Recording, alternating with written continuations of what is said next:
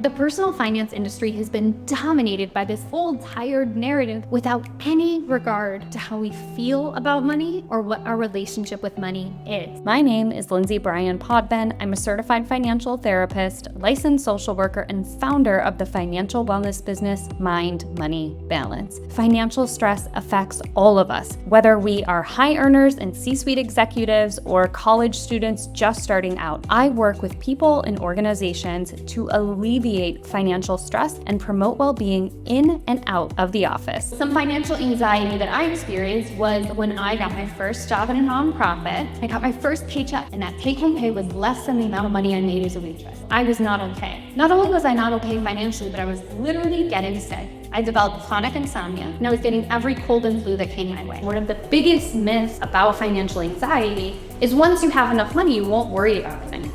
Simply not true. So doom spending is this idea that when we feel really out of control, spending and shopping specifically is a great way to engage in a very predictable habit. When we experience uncertainty, we want something predictable. Acknowledge money mistakes as normal. Normal. Money mistakes aren't an if, they are a when. And I'm here to talk about what we can do to start cultivating a healthier, shame-free relationship with money.